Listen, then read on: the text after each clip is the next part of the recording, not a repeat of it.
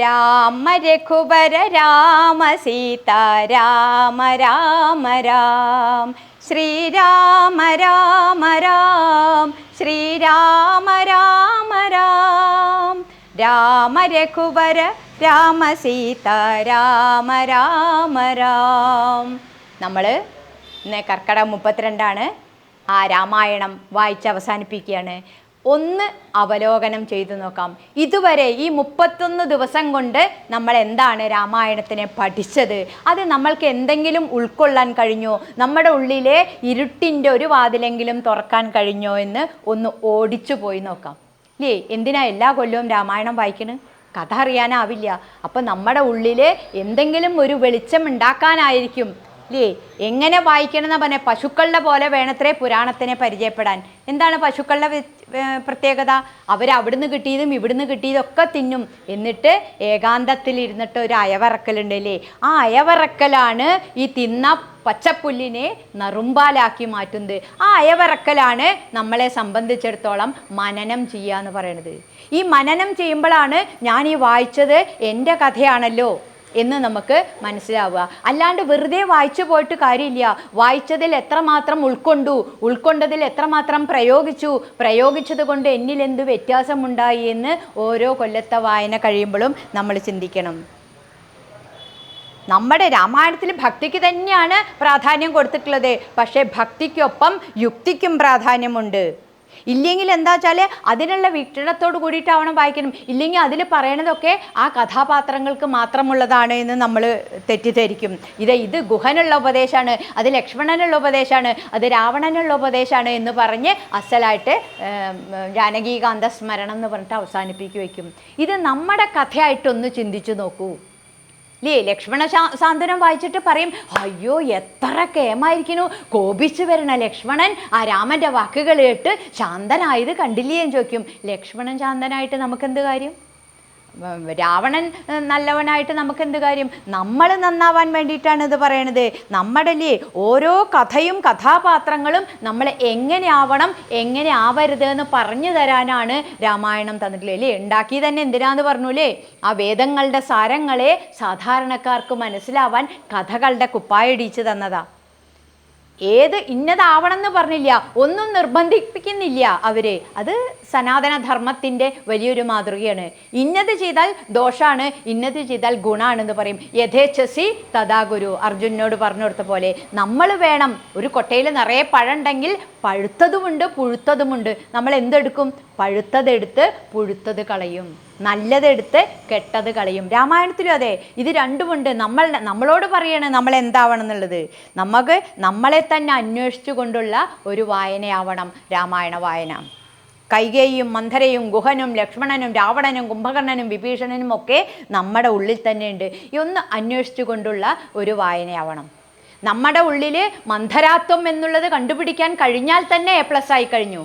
ആ മന്ധരാത്വം ഉണ്ടെന്ന് അറിഞ്ഞാൽ അതിനെ അങ്ങോട്ട് മാറ്റി അവിടെ ഒരു സുമിത്രാത്വത്തെ പ്രതീക്ഷിക്കാൻ കഴിഞ്ഞാൽ അതാവണം രാമായണം വായിച്ചത് കൊണ്ടുള്ള ഗുണം. അല്ലേ, നമ്മുടെ ഉള്ളിലാണ് ബാലിവധവും രാവണവധമൊക്കെ നടക്കേണ്ടത്. ഇവിടെയും പറഞ്ഞു മാറ്റം വരുത്തേണ്ടത് നമ്മുടെ ഉള്ളിലാണ്. അല്ലാണ്ട് ബാലിക്ക് മാറ്റം വരുത്തിയിട്ടോ സുഗ്രീവന് മാറ്റം വരുത്തിയിട്ടോ അല്ല നമ്മൾ പഠിക്കേണ്ടത്. ഓരോന്നും ലക്ഷ്യം അതായിരുന്നു ഈ കഥകളുടെ ലക്ഷ്യം. അതിനുള്ള മാർഗമായിരുന്നു ഈ കഥകളൊക്കെ. പക്ഷെ നമ്മൾ മാർഗത്തിൽ കടന്ന് തിരിയുക. ഈ കഥ അങ്ങോട്ട് വായിച്ചാൽ അത് അവസാനിപ്പിച്ചു, എനിക്കതിനൊന്നും ബാധകമില്ല എന്ന് പറഞ്ഞു പോയാൽ രാമായണം വായിച്ചത് കൊണ്ട് ഗുണം ഉണ്ടാവണില്ല. ഓരോന്നും ആധ്യാത്മിക തത്വങ്ങൾ അനവധിയുണ്ട്. അതിലധികമാണ് നമ്മളെപ്പോലെ സാധാരണക്കാർക്ക് ജീവിതത്തിലേക്ക് പകർത്താനുള്ള പാഠങ്ങൾ ഓരോ കഥാപാത്രങ്ങളും തരുന്നത്. ഇല്ലേ, അഗസ്ത്യസ്തുതി കേട്ടാൽ, ക്രിയാമാർഗോപദേശം കേട്ടാൽ അതൊക്കെ ജീവാത്മാ പരമാത്മാ ബന്ധങ്ങളെ പറ്റിയിട്ടൊക്കെയാണ്, മായയെ പറ്റിയിട്ടൊക്കെയാണ്. അതൊക്കെ ഒരു ഭാഗത്ത് നിൽക്കട്ടെ, അതൊക്കെ റിസർച്ച് ചെയ്യണവർക്ക് നമ്മുടെ ജീവിതത്തിൽ പകർത്താൻ. ഇല്ലേ, ദശരഥൻ്റെ ആശങ്ക ഉണ്ടാക്കിയ അബദ്ധങ്ങൾ എന്തൊക്കെയായിരുന്നു ഇല്ലേ. ആവശ്യമില്ലാത്തവർക്ക് ആവശ്യമില്ലാത്ത സമയത്ത് ആവശ്യമില്ലാത്ത വാക്കുകൾ കൊടുക്കരുത് എന്നുള്ള വലിയൊരു പാഠം പഠിക്കുക. എന്നിട്ട് ഈ വാക്ക് ജീവിതം മുഴുവൻ ആ തീയിലിട്ടിട്ട് ഇങ്ങനെ ഉള്ളിലിരുന്ന് കത്തുക. എല്ലാറ്റിനെയും പേടി, ഭരതനെ പേടി, കൈകേയിയെ പേടി. നമ്മളന്ന് കണ്ടൂലേ, എല്ലാ കാറ്റും അനുകൂലമായിരിക്കെ ദശരഥൻ രാമൻ്റെ കരുതലിനെടുത്തതെല്ലാതും പ്രതികൂലമായി ഭവിച്ചു. ഒടുക്കം എന്തുണ്ടായി? ഭരതൻ വരുന്നതിന് മുമ്പ് പറയണം, കൈകേയി അറിയണതിന് മുമ്പ് പട്ടാഭിഷേകം നടത്തണം എന്ന് പറഞ്ഞപ്പോൾ രാമൻ ദശരഥൻ ഇച്ഛിച്ച ആളും ആയില്ല, കൈകേയി ഇച്ഛിച്ച ആളും ആയില്ല, പാതുകങ്ങളായിരുന്നു ഭരിച്ചത്. ഇവിടെയൊക്കെ നമ്മൾ പഠിക്കാനുള്ള പാഠങ്ങളാണത്. ഏത് തരം ബന്ധങ്ങളിലേ രാമായണം വായിച്ചാൽ രാമായണം എന്നാ പറയുന്നത്, നമ്മുടെ ഉള്ളിലുള്ള ഇരുട്ടുമായ വേണ്ടേ. ഏത് തരം ബന്ധങ്ങളുടെയും കഥ പറഞ്ഞു തരുന്നു രാമായണം. ഇതുപോലൊരു ഗ്രന്ഥം എവിടെയാണ് ഉണ്ടാവുക? ഭാര്യയും ഭർത്താവും തമ്മിൽ, അച്ഛനും മകനും തമ്മിൽ, മനുഷ്യനും പക്ഷിയും തമ്മിൽ, നരനും വാനരനും തമ്മിൽ, യജമാനനും ഭൃത്യനും തമ്മിൽ ഏത് തരം ബന്ധങ്ങളുടെയും കഥ പറഞ്ഞു തരുന്നു.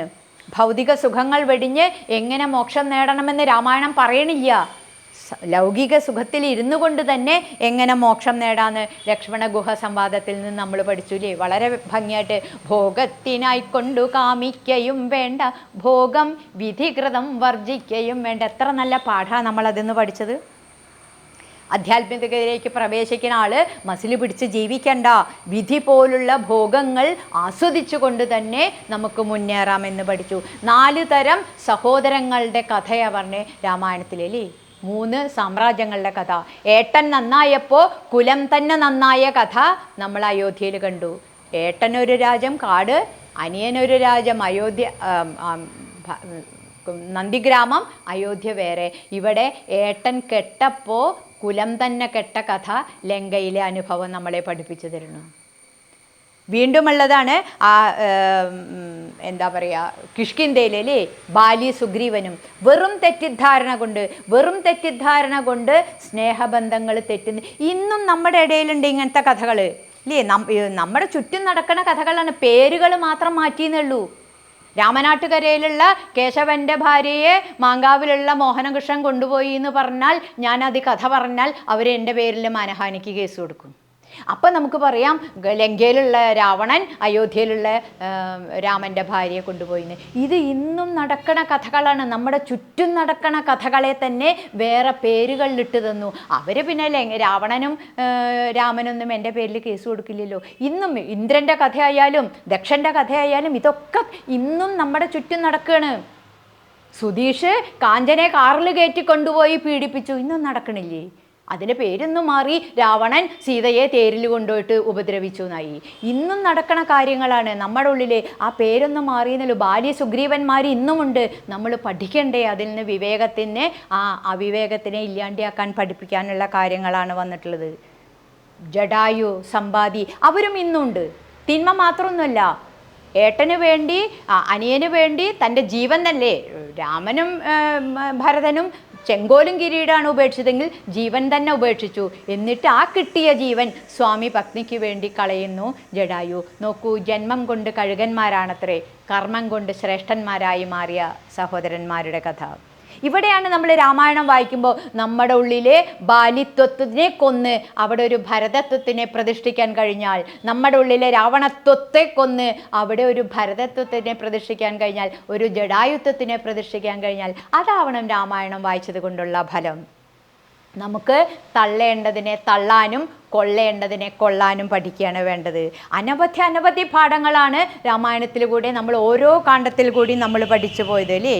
ഉള്ള പരിതസ്ഥിതിയിൽ തൃപ്തനാവാൻ പഠിക്കാനാണ് രാമൻ നമ്മളെ പഠിപ്പിക്കുന്നത് അല്ലേ. നോക്കൂ, കാട്ടിലേക്ക് പോണ 2 കുമാരന്മാർ, രാജാവില്ല, സൈന്യമില്ല, ഖജനാവില്ല, ആയുധങ്ങളില്ല, പക്ഷേ സമുദ്രത്തെപ്പോലും തോൽപ്പിക്കാൻ കഴിവുള്ളവൻ ഒരു നിസ്സാരനായ അണ്ണാറക്കണ്ണൻ്റെ, കഴുകൻ്റെ, കാട്ടാളത്തിൻ്റെയൊക്കെ നിർദ്ദേശങ്ങളെ സ്വീകരിച്ചു, സഹായത്തെ സ്വീകരിച്ച് മുന്നേറുന്ന കഥ. സന്തോഷപൂർവ്വമാണല്ലേ വനവാസത്തിനെ സ്വീകരിച്ചത്. ഇവിടെ നമുക്ക് തലേ ദിവസം അഭിഷേകമാണെന്ന് പറഞ്ഞപ്പോഴും ഒരേ മനസ്സ്, പിറ്റേ ദിവസം കാട്ടിൽ പോകണമെന്ന് പറയുമ്പോഴും ഒരേ മനസ്സ്. വേണമെങ്കിൽ നമ്മളെപ്പോലുള്ളവരാണെങ്കിൽ പറയായിരുന്നു, ഇപ്പം ഞാൻ പോവാം, ഇപ്പം കോർട്ട് പന്ത് കൈകേയി ചെറിയമ്മയുടെ കോർട്ടിലാണ്, 14 കൊല്ലം കഴിഞ്ഞ് വന്നാൽ ഞാൻ ഇതിനൊക്കെ പകരം വീട്ടിയിട്ടില്ലെങ്കിൽ എന്നെ നോക്കിയാൽ മതി എന്ന് പറയണ പോലെ. അങ്ങനെ സപ്രസ് ചെയ്യല്ല ചെയ്തത്, സബ്ലിമേറ്റ് ചെയ്യുക ചെയ്തത്. ഇവിടെ നമ്മൾ പഠിക്കേണ്ടതാണ് ഈ സ്വഭാവം. നമുക്ക് അത്രത്തോളം ആവാൻ കഴിയില്ലെങ്കിലും അതിൻ്റെ കൂടെ ഒന്ന് പോവാൻ ഈ കഥകൾ കേട്ടിട്ട് മനസ്സ് വലുതാക്കാൻ കഴിഞ്ഞെങ്കിൽ അല്ലേ. അച്ഛനും എന്താ പറയുക, ചെറിയമ്മയ്ക്ക് എന്നോടുള്ള ഇഷ്ടം കൊണ്ടാണെന്നാ പറഞ്ഞതല്ലേ. സ്നേഹം എന്നെ കുറിച്ചേറും അമ്മയ്ക്ക്. അച്ഛാ ഞാൻ വരം കൊടുത്തു എന്നുള്ളതിൽ അച്ഛനും വിഷമിക്കണ്ട, പിടിച്ചു വാങ്ങി എന്നുള്ളതിൽ അമ്മയും വിഷമിക്കണ്ട. ദണ്ഡമത്രേ രാജഭാരം വഹിപ്പതും ദണ്ഡകവാസത്തിനേറ്റവും എഴുതത്രേ. ഇതിനെയാണ് ദീക്ഷ എന്ന് പറയാം. നമ്മൾ പറഞ്ഞു എന്താണ് സാധനാ ചതുഷ്ടയം പഠിച്ചപ്പോൾ തിദീക്ഷയെ പറ്റിയിട്ടല്ലേ, സഹനം സർവദുഃഖാനാം അപ്രതീകാരപൂർവകം ചിന്താവിലാപരഹിതം സാതിദീക്ഷ നിഗദ്യതേ എന്ന് പറഞ്ഞു. ആ പ്രതികാര ബുദ്ധിയോടുകൂടിയല്ല, സബ്ലിമേറ്റ് ചെയ്തും കൊണ്ട് അതിനെ സ്വീകരിച്ച രാമൻ്റെ കഥ. ഇവിടെയും ഓരോന്നിൻ്റെ ഇടയിൽ കൂടി വരികൾ മറ്റുള്ളവരുടെ ദുഃഖത്തിനോട് തട്ടിച്ചു നോക്കിയാൽ എൻ്റെ ദുഃഖം ഒന്നുമല്ല എന്ന് ശ്രീരാമചന്ദ്ര പ്രഭു നമ്മളെ പഠിപ്പിച്ചു തരിക. ശ്രീരാമചന്ദ്ര പ്രഭു അനുഭവിച്ച ദുഃഖത്തിനോട് നോക്കുമ്പോൾ നമുക്ക് ഇത് രാമായണം പഠിക്കണ്ട. ഇന്ന് നമ്മുടെ സമൂഹത്തിൽ കാണുകയാണ്, മറ്റുള്ളവരുടെ ദുഃഖം കാണുമ്പോൾ കണ്ണും കയ്യും ഇല്ലാത്ത സംസാരശേഷി ഇല്ലാത്ത ആളുകൾ ജനിക്കുമ്പോൾ ഞാനൊക്കെ എത്ര ഭാഗ്യത്തിൽ ജനിച്ചു എന്ന് നമ്മളെ ഒന്നും കൂടി ഇല്ലേ, ഇല്ലാണ്ട് ഇതൊക്കെ ഉണ്ടായിട്ടും എനിക്ക് ഇങ്ങനെയൊക്കെ വന്നല്ലോ എന്ന് ദുഃഖിക്കാനല്ല രാമായണം പഠിപ്പിച്ചു തരുന്നത്.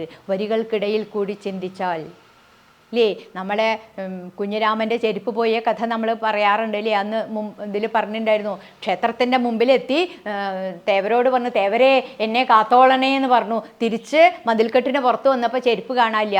ദേഷ്യം പിടിച്ചു തരേ, എൻ്റെ ഒരു ചെരുപ്പ് സൂക്ഷിക്കാൻ വയ്യാത്ത അങ്ങോട്ടാണോ ഞാൻ എന്നെ കാക്കാൻ പറഞ്ഞത്, നമ്മൾ തമ്മിലുള്ള ഒരു ബിസിനസ്സും ഇല്ല, ഡിലീറ്റ് ചെയ്തു എന്ന് പറഞ്ഞു. തിരിച്ച് ആൽത്തറയിൽ എത്തിയപ്പോഴാണ് കാലില്ലാത്ത ഒരാൾ നടന്നു നിരങ്ങി പോകുന്നത് കണ്ടത്. ഉടൻ അങ്ങോട്ട് നമസ്കരിക്കുക, ഭഗവാനെ എനിക്ക് ചെരുപ്പല്ലേ പോയുള്ളൂ, അത് ഇടാനുള്ള ഇങ്ങനെ സമാധാനിപ്പിക്കാനാണ് രാമായണത്തിലെ ഓരോ കഥയും നമ്മളെ പഠിപ്പിക്കുന്നത്. ഓരോ കഥാപാത്രവും ഓരോ പാഠങ്ങൾ തരികയാണ് നമുക്ക്. വാൽമീകിയുടെ പോലെയാന്ന് പറഞ്ഞൂലേ, എന്താണ് കാരണം? പുറമേ പുറ്റ്, ഉള്ളിൽ രാം രാം. ഇതുപോലെ പുറമേ കഥകളായുള്ള കുപ്പായങ്ങൾ ഇട്ടിട്ടുള്ളതാണ്, ആ ഉള്ളിലാണ് നമുക്ക് മനസ്സിലാക്കാനുള്ള തത്വം. ആദ്യ വായനയിൽ പൊരുളൊന്നും തെളിയില്ല, ഉറപ്പാണ്. വെറുതെ വായിച്ചു പോവന്നെ പറ്റുള്ളൂ. വായിക്കും തോറും പാലിലുള്ളിലെ വെണ്ണ പോലെ നമ്മുടെ ഉള്ളിൽ ഇതെൻ്റെ കഥയാണല്ലോ, എനിക്ക് പഠിക്കാൻ എന്തോ ഉണ്ടല്ലോ എന്ന് നമ്മളെ മനനം ചെയ്തുകൊണ്ട് വേണം ഓരോ കൊല്ലത്തെയും രാമായണ വായന അവസാനിപ്പിക്കാൻ. നമ്മൾ പറഞ്ഞു 6 കാണ്ഡങ്ങൾ. ഈ 6 കാണ്ഡങ്ങൾ മനുഷ്യൻ്റെ 6 അവസ്ഥയായിട്ടാണ് കാണുന്നത്. ബാല്യം, കൗമാരം, യൗവനം, വാർദ്ധക്യം, ജനനം, മരണം എന്നുള്ളതിൽ ഇവിടെ ബാലകാണ്ഡം പേര് പോലെ തന്നെ ബാല്യത്തിലെ അവസ്ഥകൾ പറഞ്ഞു തന്നു. എന്താ നമ്മൾ പഠിക്കേണ്ടത്? ആ ബാല്യത്തിൽ നല്ല വിദ്യാഭ്യാസം ലഭിച്ചാൽ ഒരിക്കലും യൗവനത്തിൽ വഴിതെറ്റിപ്പോവില്ല എന്ന് പഠിപ്പിച്ചുകൊണ്ട് ആ സമയത്ത് കുട്ടികളുടെ ബുദ്ധി റിസീവർ പോലെ വികസിച്ചിരിക്കാം. എന്തു കൊടുത്താലും അത് അങ്ങോട്ടെത്തും. അതുകൊണ്ടാണ് ചെറിയ കതിരുമ്പിൽ വളം വെച്ചിട്ട് കാര്യമില്ല പറഞ്ഞപ്പോൾ ആ സമയത്ത് കുട്ടികളാണ് ഇത് പഠിക്കേണ്ടത്. ആ സമയത്ത് വിശ്വാമിത്രൻ ഒരു ഗുരു പഠിപ്പിക്കാൻ വന്നതാണ് അല്ലേ. ആ നരനിൽ നിന്നും നാരായണനിലേക്കുള്ള മാറ്റമാണ് ഈ 6 കാണ്ഡത്തിൽ കൂടി അല്ലേ. പിന്നെ ഇത്തിരി കൂടി താത്വികമായി ചിന്തിച്ചാൽ ഷഡാധാരങ്ങളാണ്. ഒരു യോഗി ആ മെഡിറ്റേഷൻ ഇരിക്കുമ്പോൾ ആ മൂലാധാരത്തിൽ നിന്നുള്ള കുണ്ടലിനെ ഉയർത്തി മണിപൂരകം, സ്വാധിഷ്ഠാനം, അനാഹതം, വിശുദ്ധി തുടങ്ങി ആജ്ഞയിലേക്ക് എത്തുന്ന 6 കാണ്ഡങ്ങളിൽ കൂടി ആ നരനിൽ നിന്നും നാരായണനാവുന്ന കഥയാണ് നമ്മളോട് പറഞ്ഞു തരുന്നത്. അല്ലേ. ബലാതിബല മന്ത്രത്തിൽ നമ്മൾ പഠിച്ചു ആ പരാവിദ്യ അപരാവിദ്യയാണ്. ഭൗതിക വിദ്യ വേണം, ആധ്യാത്മിക വിദ്യ വേണം എന്ന് പറഞ്ഞു. വീണ്ടും വിശ്വാമിത്രൻ പഠിപ്പിച്ചു താടകാവധത്തോടു കൂടി സാധകൻ്റെ മുന്നിലുള്ള കാമത്തിനെ ഇല്ലാണ്ടിയാക്കിയാലേ മുന്നിലേക്കുള്ള വഴി തെളിഞ്ഞു പോവുള്ളൂ എന്ന് പഠിപ്പിച്ചു. അഹല്യയുടെ കഥയെ കൂടെ പറഞ്ഞു ഈശ്വരനിലാണ് രതി വേണ്ടത്, അവിഹിതം അല്ലേ. അതിന് പകരം ഇന്ദ്രനിൽ രതി വന്നു. ഇന്ദ്രിയങ്ങളിൽ രതി വന്നാൽ കഠിന തപസ്സുകൊണ്ട് മാത്രമേ പിന്നെ അതിൽ നിന്ന് രക്ഷപ്പെടാൻ സാധിക്കുള്ളൂ. ഇന്നും നടക്കണ കഥയാണ്. ഈശ്വരനിൽ രതിക്ക് പകരം ഇന്ദ്രിയങ്ങളിൽ രതി വന്നിട്ട് ആ പാറ പോലെ ആവണ ആളുകളുടെ കഥ. ഇതൊരു സാരൂർത്ത അഹല്യയുടെ കഥയായിട്ടല്ല നമ്മൾ കാണേണ്ടത്, നമ്മുടെ കഥയായിട്ട്. വീണ്ടും അയോധ്യാകാണ്ഡത്തിൽ ഇല്ലേ ആ എന്താണ് വിശ്വാമിത്രൻ ജ്ഞാനഗംഗ അങ്ങോട്ട് കടന്നു കഴിഞ്ഞ് ബ്രഹ്മവിദ്യയായിട്ട് മുട്ടിച്ച കഥ നമ്മൾ കണ്ടു. അയോധ്യാകാണ്ഡത്തിൽ മന്ധര അല്ലേ എത്ര ഭംഗിയായിട്ടാണ് അർത്ഥത്തിൻ്റെ രൂപത്തിൽ വന്ന് രാമായണത്തിൻ്റെ ഗതി തിരിച്ചുവിട്ട്. എത്ര വലിയ പാഠങ്ങളാണ് നമ്മൾ മന്ധരയുടെ കഥയിൽ നിന്ന് പഠിച്ചത് അല്ലേ. കജ്ജളം പറ്റിയാൽ സ്വർണവും നിഷ്പ്രഭം. വളരെ ബുദ്ധിമുട്ടാണ്. ഏഷണി കൊണ്ടും മയക്കുന്ന വാക്കുകൾ കൊണ്ടും ദുഷിപ്പിക്കുന്ന മന്ധരമാരിൽ നിന്നും അകന്നു നിൽക്കണമെന്ന് നമ്മൾ പഠിച്ചു കേട്ട ഉടനെ അഭിഷേകാന്ന് കേട്ട ഉടനെ തൻ്റെ ആഭരണം ഊരിക്കൊടുത്ത കൈകേയിയുടെ മനസ്സിനെ മന്ദരമാര് മാറ്റി മാറ്റിയെടുക്കുന്ന ഈ സമൂഹത്തിൽ നിന്നും അവരിൽ നിന്നും മാറി നിൽക്കണം എന്ന് ഉറപ്പാണ്. നമ്മുടെ ജീവിതത്തിൽ ഇന്നും കാണുകയാണ്, നമ്മുടെ മുമ്പിൽ വന്നിട്ട് മറ്റുള്ളവരുടെ ഒരു കുറ്റം പറഞ്ഞിട്ട് കാര്യം നേടാൻ സാധിക്കുന്നവർക്ക് നമ്മൾ ഉറപ്പിക്കണം, നമ്മൾ മാറിയാൽ നമ്മുടെ കുറ്റമായിരിക്കും അപ്പുറത്ത് പോയി പറയാം. അവരെയൊക്കെ അപ്പം നിർത്താൻ പഠിക്കണം. പ്രയത്നേന സൽപ്പുമാൻ എന്നാണ് പറഞ്ഞിട്ടുള്ളത്. അങ്ങനത്തെ നല്ല പ്രയത്നം കൊണ്ട് തന്നെ ഒഴിവാക്കാൻ പറ്റുള്ളൂ. പിന്നെ വലിയൊരു പാഠം പഠിച്ചു ലക്ഷ്മണ സാന്ത്വനത്തിൽ നിന്ന്. കോപിഷ്ഠനായ ലക്ഷ്മണനെ എങ്ങനെയാണ് ശ്രീരാമസ്വാമി സ്നേഹം കൊണ്ടും വാത്സല്യം കൊണ്ടും ദേഷ്യപ്പെട്ടിട്ടല്ല ആ സമാധാനിപ്പിച്ച രംഗം നമ്മൾ കണ്ടു. ആധുനിക മോഡേൺ കൗൺസിലിംഗ് ആണത്.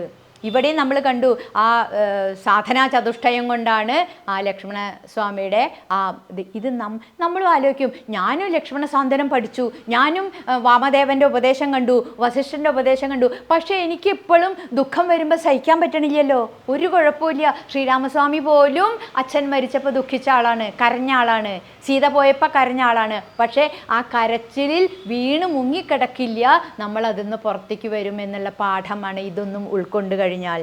വീണ്ടും വാൽമീകി ആശ്രമത്തിലെ എങ്ങനെയുള്ള മനസ്സിലാണ് ഈശ്വരൻ ഇത് വാൽമീകി രാമന് പറഞ്ഞു കൊടുക്കുന്നതാണോ? നമ്മൾ ഉൾക്കൊണ്ടില്ലെങ്കിൽ പിന്നെ ഇത് വായിച്ചിട്ട് കാര്യമില്ല. ശാന്തിയുള്ള മനസ്സിലെ, മറ്റുള്ളവരോട് സന്തോഷമുള്ള മനസ്സിലെ ഈശ്വരൻ ഉണ്ടാവുള്ളൂ എന്ന് പറഞ്ഞു തരാണ്. വീണ്ടും ആരണ്യകാണ്ഡത്തിലെ വിരാധൻ്റെ കഥ എത്ര ഭംഗിയായിട്ടാ. വിദ്യ വേണ്ട വിധം ധരിക്കാഞ്ഞാൽ വിരാധനാവുമെന്ന് നമ്മൾ പറഞ്ഞു. എത്ര അറിവും പഠിപ്പും ഉണ്ടായാലും മാനുഷിക മൂല്യങ്ങളില്ലെങ്കിലേ IAS 1ാം റാങ്കാണ്, ബുദ്ധി അതുപോലുണ്ട്. പക്ഷേ അടുത്ത് നിൽക്കണ ആളുടെ സങ്കടം കാണാൻ കഴിയില്ലെങ്കിൽ പിന്നെ ഈ പഠിപ്പ് കൊണ്ട് എന്ത് കാര്യം? ഇന്നത്തെ വിദ്യാഭ്യാസം തൊഴിലധിഷ്ഠിത വിദ്യാഭ്യാസമായി, മൂല്യാധിഷ്ഠിത വിദ്യാഭ്യാസം കൊടുക്കാൻ വിട്ടുപോവുക. അതുകൊണ്ടാണ് ആ കുട്ടികൾക്ക് വിവരം പണ്ടത്തെക്കാളും ഉണ്ട്, പക്ഷേ മാനുഷിക മൂല്യങ്ങൾ കുറയാണ് ചെയ്യണത് അല്ലേ. അടുത്തു നിൽപ്പോരനുജനെ കാണാൻ അക്ഷികളില്ലാത്തോർ കരൂപനീശ്വരൻ അദൃശ്യനാകിൽ അതിലെന്താശ്ചര്യം. ഇതാണ് ആ സഹാനുഭൂതി, സഹൃദയം. അതിനുള്ള ഹൃദയം ഉണ്ടായില്ലെങ്കിൽ പഠിപ്പല്ല കാര്യം. വിരാധൻ വിദ്യാധരനായി, പക്ഷേ രാമൻ്റെ സത്സംഗം കൊണ്ട് വീണ്ടും വിദ്യാധരനാവുന്നു. നമ്മുടെ ഉള്ളിലും സത്സംഗങ്ങൾ, സജ്ജനങ്ങളുടെ ഉപദേശങ്ങൾ കേട്ട് കഴിഞ്ഞാൽ നേരെയാവാനുള്ള പാടാ പഠിച്ചത്. വീണ്ടും കബന്ധൻ അല്ലേ, അന്ന് നമ്മൾ പഠിച്ചു സഹതപിക്കാൻ ഹൃദയം വേണ്ട, ചിന്തിക്കാൻ തല വേണ്ടാത്തൊരു രൂപം, ആ ഭോഗതൃഷ്ണ എല്ലാം എൻ്റെ ആക്കണം എന്നുള്ളത്. ആ ഭോഗതൃഷ്ണയുടെ കയ്യങ്ങട് രാമൻ അറുത്തു, യോഗതൃഷ്ണയിലേക്ക് ഉയർന്ന ഓരോ പാഠവും നമ്മളെ പഠിപ്പിക്കാനുള്ള പാഠങ്ങളായിട്ട് കാണുക. രാമായണം മുഴുവൻ അങ്ങനത്തെ പാഠങ്ങളാണ് അല്ലേ. ആദ്യത്തെ സീതാന്വേഷണത്തിലെ വഴി പറഞ്ഞു കൊടുക്കാൻ ആ കബന്ധന കഴിഞ്ഞത്. വീണ്ടും നമ്മൾ ശബരിയെ കണ്ടു. ശ്രേഷ്ഠത ജാതിക്കല്ല കർമ്മത്തിനത്രേ മകളെ എന്ന് പറഞ്ഞു കൊടുത്തതിലേ ഭക്തി എന്താണ്? പഠിപ്പാണോ, പദവിയാണോ, ജാതിയാണോ? ഇതൊന്നുമല്ല ഇതിന് കാരണം എന്നുള്ളത് ഒരു കാട്ടാള സ്ത്രീയെ കൊണ്ട് നമ്മളെ പഠിപ്പിച്ചു തന്ന വാൽമീകിയെ എങ്ങനെയാണ് നമസ്കരിക്കാതിരിക്കുക? വീണ്ടും സ്വയംപ്രഭ. ഇത് സ്വയംപ്രഭ വാനരന്മാർക്ക് വഴി പറഞ്ഞു കൊടുക്കാൻ അവിടെ ഇരുന്നൊരു ഹേമയുടെ സ്നേഹിതയല്ല. നമ്മളെന്താ പഠിക്കേണ്ടത്? സൂര്യനായിട്ട് ചുറ്റുമുള്ളവർക്ക് വെളിച്ചം കൊടുക്കാൻ പറ്റിയില്ലെങ്കിലും സ്വയംപ്രഭയെ പോലെ ചുറ്റുമുള്ളവർക്കെങ്കിലും കുറച്ച് വെളിച്ചം കൊടുക്കാൻ കഴിഞ്ഞെങ്കിൽ ഇതാണ് നമ്മൾ പഠിക്കണം. Sharing is beauty. സമ്പാദിയുടെ കഥയെന്നും അത് തന്നെ നമ്മൾ പഠിച്ചു അല്ലേ. സമ്പാദി വാനരന്മാർക്ക് സഹായം ചെയ്തപ്പോൾ സമ്പാദിക്ക് ചിറക് കിട്ടി, അത് കുരങ്ങന്മാരിൽ നിന്നല്ല എന്ന് നമ്മൾ പഠിച്ചു. എന്ന് വളരെ ഭംഗിയായിട്ട് കണ്ടു അല്ലേ. മറ്റുള്ളവർക്ക് വേണ്ടത് കൊടുത്താൽ നമുക്ക് വേണ്ടത് തനിയെ വരും. ഇതാണ് സഹായിക്കാനുള്ള ആ മനസ്സിൽ ഉണ്ടാവൂ. ഇത് തന്നെ പറഞ്ഞു കൊടുക്കുക. ഇന്നത്തെ ഈ എല്ലാം എൻ്റെ ആക്കണം എന്നുള്ള ലോകത്തിൽ നിന്നും കുറച്ച് വിശാലമായി ചിന്തിക്കാൻ നമ്മളെ പഠിപ്പിച്ചു തരികയാണ് ഈ ഓരോ കഥയും. വീണ്ടും സുന്ദരകാന്ഡത്തിലേക്ക് എത്തിയത് പറഞ്ഞല്ലേ, അത് വളരെ ഭംഗിയുള്ള കാണ്ഡം, സുന്ദരമായ കാണ്ഡം. ജീവിതയാത്രയിൽ ഇത്ര നല്ല പാഠങ്ങൾ പറഞ്ഞു കൊടുക്കുന്ന ഒരു കാണ്ഡം വേറെ ഇല്ല അല്ലേ. ഹനുമൽ സേവ ചെയ്യാനല്ല അല്ലേ. സുന്ദരകാന്ഡം വായിച്ചിട്ടല്ല കാര്യസാധ്യം. ഹനുമാൻ്റെ സ്വഭാവ വിശേഷങ്ങൾ നമ്മുടെ ഉള്ളിൽ നിർത്തിയാൽ ഏത് സംസാര സാഗരവും താണ്ടാൻ നമുക്ക് പറ്റും. ജീവിതത്തിൽ എന്തൊന്ന് തുടങ്ങുന്നു അത് ജയിക്കണമെങ്കിൽ ഹനുമാൻ്റെ പോലെ ഏകാഗ്രത, ഉറച്ച വിശ്വാസം, ഭക്തി. വളരെ ഭംഗിയായിട്ട് സുന്ദരകാന്ഡത്തിലെ ഓരോ വരികളെയും നമ്മൾ മന്ത്രമായിട്ട് കണ്ടു. പ്രലോഭനങ്ങളിൽ കുടുങ്ങാതെ, ഭീഷണിയിൽ വഴങ്ങാതെ, ആ സൽക്കാരത്തിൽ മയങ്ങാതെ, ആ കാലവിളംബം വരുത്താതെ നമ്മൾ എന്തിനാണോ പുറപ്പെട്ട് ആ യാത്രയിൽ മാത്രം ശ്രദ്ധ കൊടുത്തു കഴിഞ്ഞാൽ നമുക്കും വിചാരിച്ച കാര്യം സാധിക്കാൻ കഴിയും. എത്ര എത്ര അനുഭവങ്ങൾ നമ്മളെ ചുറ്റും. കണ്ണില്ലാത്ത ആളുകൾ കോളേജ് പ്രൊഫസറായ കഥകൾ നമുക്ക് കാണാം. കാലില്ലാത്ത ആളുകൾ ഡാൻസിൽ നമുക്ക് 2 കൈ എല്ലാ അവയവങ്ങളും ഉണ്ടായിട്ട് നമുക്ക് ചെയ്യാൻ പറ്റാത്ത കാര്യങ്ങളാണ് അംഗവൈകല്യമുള്ള ആളുകൾ ചെയ്യണ കാണുന്നത്. ഇത് ഹനുമാനിൽ നിന്ന് പഠിക്കേണ്ട പാഠമല്ലേ? നമ്മുടെ പാഠങ്ങൾ തന്നെയാണ് പറയണത് ഓരോന്നും ഇല്ലേ. ആ ലങ്കാലക്ഷ്മിയൊക്കെ വളരെ ഭംഗിയായിട്ടില്ലേ മുഷ്ടി കൊണ്ട് ചുരുട്ടി എന്നാണ് പറഞ്ഞത്. എന്താ അതിൻ്റെയൊക്കെ അർത്ഥം? ആ 5 വിരലും ഉള്ളിലേക്ക് ആക്കി എന്ന് പറഞ്ഞാൽ എന്താ അർത്ഥം? അത് 5 ഇന്ദ്രിയങ്ങളെയും ഉള്ളിലേക്ക് വലിച്ചു. ഭോഗലാലസതര ഉള്ളിലേക്കാണ് ചാടുന്നത്. അന്ന് നമ്മൾ കണ്ടു ഇന്നത്തെ കുട്ടികൾ കയ്യിൻ്റെ ഉള്ളിലാണല്ലേ, പണ്ടത്തെ പോലെയല്ല, ഉള്ളിലാണ് ചീത്തയാവാനുള്ള എല്ലാ മാർഗങ്ങളും ഉള്ളത്.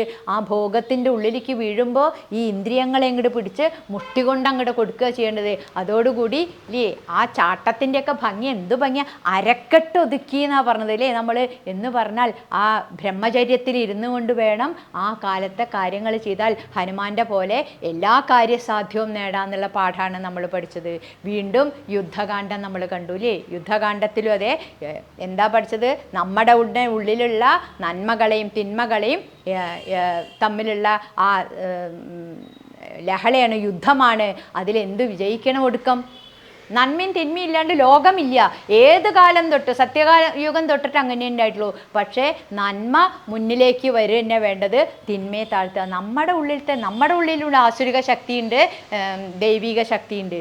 ആ ആസുരിക ശക്തികൾ ഇത്തിരി ബ്രഹ്മനിഷ്ഠ കുറഞ്ഞാൽ നമ്മുടെ ഉള്ളിലെ ആസുരിക ഇതൊരു ലങ്കയിലത്തെ കഥയോ അയോധ്യയിലത്തെ കഥയോ അല്ല, നമ്മുടെ തന്നെ ഉള്ളിലുള്ള കഥയായിട്ട് കാണുമ്പോൾ എപ്പോൾ നമ്മുടെ ഉള്ളിലെ ബ്രഹ്മനിഷ്ഠ ഈശ്വര കാര്യങ്ങൾ ഇല്ലാണ്ടായോ നമ്മുടെ ഉള്ളിലെ ആസുരിക ശക്തികൾ തലപൊന്തിക്കും. പിന്നെ അത് അവരുടെ രാജ്യം അല്ലേ. അതാണ് ഇടയ്ക്കിടയ്ക്ക് നമ്മൾ കാണാം ദേവേന്ദ്രൻ ഒളിച്ചോടി അസുരന്മാർ കയറി എന്ന് പറയുന്നത് ഇതുതന്നെയാണ്. നമ്മുടെ ഉള്ളിലെ ആ നല്ല ചിന്തകൾ പോയി ആസുരിക ചിന്തകൾ ഉയർന്നാൽ അപ്പം അവിടെ ഒരു അവതാരം വരികയാണ്. ആ അവതാരമാണ് നമ്മുടെ ഈശ്വര അവതാരമായിട്ട് ഈ രാക്ഷസീയ ചിന്തകളെ ഇല്ലാണ്ടിയാക്കി അല്ലേ. അവിടെയൊക്കെ നമ്മൾ എത്ര പ്രാവശ്യം പറഞ്ഞിട്ടുള്ളത്?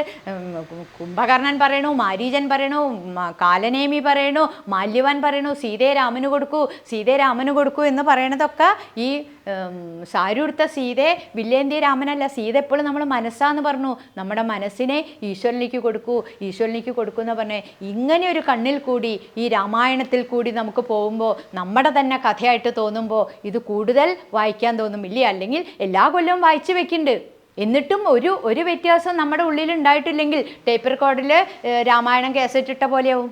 രാമായണം കേസറ്റ് 1000 പ്രാവശ്യം എൻ്റെ ടേപ്പ് റെക്കോർഡ് സെറ്റിൽ ആ രാമായണം പാടുന്നത്. ആ ടേപ്പ് റെക്കോർഡിൽ എന്തെങ്കിലും വ്യത്യാസം വരുന്നുണ്ടോ? അതേ കുറച്ച് വൈദ്യുതി നഷ്ടം മാത്രമേ ഉള്ളൂ. അതുപോലെ ഒരു സ്റ്റീരിയോ ടൈപ്പ് ആവരുത്. നമ്മൾ വായിക്കുമ്പോൾ മാനുഷിക മൂല്യങ്ങൾക്ക് വില കൽപ്പിക്കാനാണ് നമ്മുടെ മാർഗം മാത്രമാണ് ഈ കഥകൾ തന്നത്. ആ മാർഗത്തിൻ്റെ അപ്പുറം ഒരു ലക്ഷ്യമുണ്ടായിരുന്നു, ലക്ഷ്യത്തിലേക്ക് കയറണില്ല. തിരുമേനിയും കാര്യസ്ഥനും കൂടി കുതിരയെ വാങ്ങാൻ പോയതാണേ. കഥ പറയുമ്പോൾ നമുക്ക് പെട്ടെന്ന് അത് ഉള്ളിൽ ഋഷീശ്വരന്മാരും അതന്നെയാണ് ചെയ്ത്. നമ്മുടെ ഉള്ളിൽ വലിയ തത്വങ്ങളെ മനസ്സിലാക്കാൻ കഥകളുടെ കുപ്പായിട്ട് എന്താ കുതിരയെ വാങ്ങാൻ പോയപ്പോൾ കാട്ടുകൂടിയാണ് പോകേണ്ടതെന്ന് പറഞ്ഞ് തിരുമേനി പറഞ്ഞു, എന്നാൽ ഒരു കാര്യം ചെയ്യൂ രാമ, നമുക്ക് ഇന്നിവിടെ നിൽക്കാം, പക്ഷേ നമ്മൾ കുതിര ആരെങ്കിലും കൊണ്ടുപോയാലോ, അതിനെ കെട്ടിയിട്ടുണ്ട്, എന്നാലും ഉറങ്ങിപ്പോവരുത്, നീ പകുതി നേരം വരെ ഞാൻ ഉറങ്ങാതിരിക്കാം, അപ്പോൾ നീ ഉറങ്ങിക്കോ, അത് കഴിഞ്ഞാൽ പതിര കഴിഞ്ഞാൽ നീ ഉറങ്ങാതിരിക്കണം, ഞാൻ കിടന്നുറങ്ങുമെന്ന് പറഞ്ഞു. ഓ ശരിയെന്ന് പറഞ്ഞു. രാമൻ പറഞ്ഞു എനിക്കിപ്പോഴേ ഉറക്കം വരണമെന്ന് പറഞ്ഞു. രാമൻ കിടന്നുറങ്ങി. നമ്പൂതിരി തിരുമേനി നല്ലോണം കണ്ണ് തുറന്ന് കുതിരയെ നോക്കിയിരുന്നു. അത് കഴിഞ്ഞു, ഉറക്കമൊക്കെ കഴിഞ്ഞ് രാമൻ വന്നപ്പോൾ പറഞ്ഞു, ഇനി രാമ നീ ഇരിക്കൂ, ഞാൻ ഉറങ്ങി വരാമെന്ന് പറഞ്ഞു. അല്ല തിരുമേനി, എനിക്ക് അഥവാ ഉറക്കം വന്നാലോ എന്നാൽ അപ്പം നമുക്ക് ഉത്തരം കിട്ടാത്ത ചോദ്യങ്ങളെ ആലോചിച്ചിരുന്നോളൂ, അപ്പോൾ ഉറക്കം വരില്ല പറഞ്ഞു. ഓ അങ്ങനെ ഒരു കാര്യം ഉണ്ടല്ലേ, ശരി എന്ന് പറഞ്ഞു. പിറ്റേ ദിവസം പുലർച്ചെയായി. തിരുമേനി എഴുന്നേറ്റ് വന്നപ്പോൾ രാമൻ നോക്കി ഇങ്ങനെ ഇരിക്കുന്നുണ്ട്, കണ്ണും മേടിച്ചിട്ട്. ഓ അവൻ മിടുക്കൻ കേട്ടോ, ഇത്ര നേരം ഉറങ്ങിയില്ല എന്ന് പറഞ്ഞു. നീ എന്തേ ആലോചിച്ച്? തിരുമേനി നല്ല ഒരു ഉപായമാണത് ഈ ഉറക്കം വരാതിരിക്കാൻ. അപ്പം ഞാൻ ആദ്യം ആലോചിച്ചു എന്തേ ഈ സൂര്യനും ചന്ദ്രനൊക്കെ താഴേക്ക് വീഴാതിരിക്കണത് എന്ന് ചോദിച്ചു. അപ്പം പിന്നെയോ കുറേ ആലോചിച്ചിട്ടും എനിക്ക് അതിൻ്റെ ഉത്തരം കിട്ടിയില്ല. പിന്നെ നീ എന്ത് ചെയ്തു? പിന്നെ ഞാൻ ആലോചിച്ചു ഈ ഭൂമി ഇങ്ങനെ തിരിയുന്നല്ലേ പറഞ്ഞത്, അപ്പോൾ ഈ നദിയൊക്കെ മുകളിലേക്ക് വന്നാൽ പ്രളയമായിട്ട് വരില്ലേ എന്ന് ചോദിച്ചു. എന്നിട്ട് ഞാനൊരു 4:30 വരെ ഞാൻ അത് ആലോചിച്ചു, അപ്പോഴും എനിക്ക് ഉറക്കം വന്നില്ല. പിന്നെയോ 3ാമത്തെ ചോദ്യത്തിന് ഇപ്പോഴും ഉത്തരം കിട്ടിയിട്ടില്ല തിരുമേനി. അതെന്താ? അല്ല നമ്മുടെ കുതിര എവിടെ പോയി? കുതിര ആരോ അഴിച്ചു കൊണ്ടുപോയി. കുതിര പോവാതിരിക്കാനാണ് ചോദ്യങ്ങളെ മനസ്സിൽ താലോലിക്കാൻ പറഞ്ഞത്. പക്ഷേ ചോദ്യങ്ങളിൽ മുഴുകിപ്പോയപ്പോൾ കുതിര പോയി, ലക്ഷ്യം മറന്നു, കുതിര പോയത് മറന്നു. ഇതുപോലെയാ നമ്മളെ ലക്ഷ്യത്തിലേക്ക് നയിക്കാൻ വേണ്ടിയിട്ടാണ് ഈ കഥകളെ തന്നിട്ടുള്ളത്. പക്ഷേ നമ്മൾ വിചാരിച്ചു ആ മാർഗം തന്നെയാണ് ലക്ഷ്യം എന്ന്. ഇതൊരു മാസം കൊണ്ട് വായിച്ചു വെച്ചാൽ എനിക്ക് പുണ്യം കിട്ടി, എൻ്റെ കാര്യങ്ങളൊക്കെ നടന്നു വിചാരിച്ചു. അതിനല്ല കഥകൾ തന്നത്. നമ്മുടെ ഉള്ളിൽ വെളിച്ചം വീശാൻ, ഓരോ കഥകളിൽ നിന്നും നമ്മുടെ ഉള്ളിലെ ആ രാമനിലേക്കിലെ ഇതിൽ പറയും നമ്മൾ ആർട്ട് ഓഫ് ലിവിങ് പഠിപ്പിക്കുകയാണ് അത്രേ രാമായണം. ആർട്ട് ഓഫ് ലിവിങ് പഠിപ്പിക്കുകയാണ് അത്രേ ഭാഗവതം. എന്തൊരു ഭംഗി നോക്കൂ. ആർട്ട് ഓഫ് ലിവിങ്, എങ്ങനെ ധർമ്മം ചര സത്യം വധ രാമൻ പഠിപ്പിച്ചു തരികയാണ്. അതാണ് ആർട്ട് ഓഫ് ലിവിങ്. ഭാഗവതോ ആർട്ട് ഓഫ് ലീവിങ് ആണ് അല്ലേ, ആർട്ട് ഓഫ് ഡൈയിങ് ആണ് പഠിപ്പിക്കുന്നത്. എങ്ങനെ എല്ലാ കാര്യങ്ങളും ചെയ്തുകൊണ്ട് ആ ജീവിതത്തിനോട് ഇങ്ങനത്തെ ലക്ഷ്യം വെച്ചിട്ടാണ് നമ്മുടെ മുമ്പിൽ ഋഷീശ്വരന്മാർ ഈ പുസ്തകങ്ങൾ തന്നിട്ടുള്ളത്. പക്ഷെ നമ്മൾ ലക്ഷ്യം മറക്കുക ചെയ്യണത് അല്ലേ. 3 മന്ത്രങ്ങൾ അറിയാം. അസതോമ സദ്ഗമയ, ഇത് പറഞ്ഞു തരാനാണത്രേ മഹാഭാരതം. അസത്തിൽ നിന്നും മഹാഭാരതം തമസോമ ജ്യോതിർഗമയ, ഇരുട്ടിൽ നിന്നും വെളിച്ചത്തിലേക്കാ, ധൃതരാഷ്ട്രത്വത്തിൽ നിന്നും ആ കൃഷ്ണനിലേക്ക് പോവാൻ. രാമായണാണ് അസതോമ സദ്ഗമയ, അസത്തായിട്ടുള്ള രാവണനിൽ നിന്നും സത്തായിട്ടുള്ള രാമനിലേക്കുള്ള യാത്ര. മൃത്യോർമ അമൃതം ഗമയ, ഭാഗവതം പഠിപ്പിച്ചു തരിക. ഇതിനു വേണ്ടി തന്ന ഗ്രന്ഥങ്ങളാണ് നമ്മുടെ മുമ്പിൽ. ഇത് രാമായണം കർക്കിടക മാസത്തിൽ മാത്രം വായിക്കണം എന്നില്ല, എന്നും സേവിക്കൂ എന്നാണ് ഓരോ വരിയിലും എഴുത്തച്ഛനാണെങ്കിലും വാൽമീകി ആണെങ്കിലും പറയണത്. പക്ഷേ കർക്കിടക മാസത്തെങ്കിലും നമ്മൾ വായിക്കുമല്ലോ അല്ലേ. ഇപ്പോൾ ഓരോ ഡേ അല്ലേ, ഫാദേഴ്സ് ഡേ, മദേഴ്സ് ഡേ. ആ ഒരു ദിവസം അച്ഛനെ ആലോചിച്ചാൽ മതിയോ, ആ ഒരു ദിവസം അമ്മയെ ആലോചിച്ചാൽ മതിയോ? പക്ഷെ അന്നെങ്കിലും അതിലേക്കൊരു ശ്രദ്ധ കൂടുതൽ കൊടുക്കുമല്ലോ. ചിൽഡ്രൻസ് ഡേ എന്നൊക്കെ പറയുന്ന പോലെ നമ്മുടെ ഉള്ളിലും ഈ കർക്കിടക മാസത്തിലെങ്കിലും രാമായണത്തെ കൂടി ചൊല്ലൂ. നമ്മുടെ ഉള്ളിലും വായിച്ചതിൽ നിന്ന് എന്തെങ്കിലും ഉൾക്കൊള്ളാൻ കഴിഞ്ഞെങ്കിൽ, അത് മറ്റുള്ളവർക്ക് പ്രയോഗിക്കാൻ കഴിഞ്ഞെങ്കിൽ, നമ്മുടെ കഥയായിട്ട് കാണുമ്പോൾ അതിന് കൂടുതൽ മധുരം ഉണ്ടാവും. ഈ രാമായണ മാസം കഴിയുന്നതോട് കൂടിയിട്ട് ഇന്നതാ എല്ലാവരുടെ ഉള്ളിലും ആ ശ്രീരാമചന്ദ്ര പ്രഭുവിൻ്റെ പ്രകാശം നിറയട്ടെ. ആ ഹനുമാൻ സ്വാമിയുടെ അനുഗ്രഹം എല്ലാവർക്കും ഉണ്ടാവട്ടെ. നമ്മുടെ ഉള്ളിലും ആ ഭരതത്വം, ആ സ്നേഹം, സഹോദര സ്നേഹം എന്നും ഉണ്ടാവട്ടെ. നാലമ്പലത്തിൽ തൊഴുതുകൊണ്ടായില്ല, എല്ലാവരും തമ്മിലുള്ള സ്നേഹം ഉണ്ടാവട്ടെ എന്നുള്ള ആ ഒരു വലിയ തത്വം നമ്മുടെ ഉള്ളിലും തെളിയട്ടെ. അങ്ങനെ രാമായണം നാട് മുഴുവൻ അല്ലേ. ഇന്ന് രാമായണങ്ങൾ എത്ര അനവധിയാണുള്ളത്. ഏതൊക്കെ രാജ്യങ്ങളിലാണ് രാമായണം ഉള്ളത് അറിയോ? അതാണ് എല്ലാ ഗ്രന്ഥത്തിനേക്കാളും അധികം പ്രചാരത്തിൽ കയറിയിട്ടുള്ളതാണ് രാമായണം. രാമായണം, രാമൻ്റെ അയനം, രാമനിലേക്കുള്ള അയനം. നമുക്കും അതിന് എല്ലാ അനുഗ്രഹവും ഉണ്ടാവട്ടെ, ആ ഹനുമാൻ സ്വാമിയുടെ അനുഗ്രഹം ഉണ്ടാവട്ടെ എന്ന് പ്രാർത്ഥിച്ചുകൊണ്ട് ഈ വാക്കുകൾ എൻ്റെ ഗുരുപാദങ്ങളിൽ, രാമപാദങ്ങളിൽ, ഈശ്വരപാദങ്ങളിൽ ഇതെല്ലാം കേട്ടിട്ട് എന്തെങ്കിലും നിങ്ങളുടെ ഉള്ളിലൊരു വെളിച്ചം ഉണ്ടായെങ്കിൽ, ഞാൻ ഈ പറഞ്ഞ കഥകൾക്കൊരു ഫലം ഉണ്ടായെങ്കിൽ അതിന് ഞാൻ സംതൃപ്തയാണ്. അതിന് ആ ഹനുമാൻ സ്വാമിയുടെ പാദങ്ങളിൽ നമസ്കരിച്ചുകൊണ്ട് തന്നെ, ഹനുമാൻ സ്വാമിയെ സ്മരിക്കാണ്ട് നമുക്ക് രാമായണം അവസാനിപ്പിക്കാൻ പറ്റില്ല. വീരമാരുതി ഗംഭീരമാരുതി, ധീരമാരുതി അതിധീരമാരുതി, ഗീതമാരുതി സംഗീതമാരുതി, ദൂതമാരുതി രാമദൂതമാരുതി, ഭക്തമാരുതി പരമഭക്തമാരുതി, വീരമാരുതി ഗംഭീരമാരുതി, ഗംഭീരമാരുതി ഗംഭീരമാരുതി. ആഞ്ജനേയ സ്വാമിക്ക് ജയ്. ജാനകീകാന്തസ്മരണം. ജയ ജയ രാമ രാമ. എല്ലാവർക്കും നന്മകൾ നേർന്നുകൊണ്ട് ഈ വാക്കുകൾ അവസാനിപ്പിക്കുന്നു. ഹരി ഓം, ഹരി ഓം, ഹരി ഓം.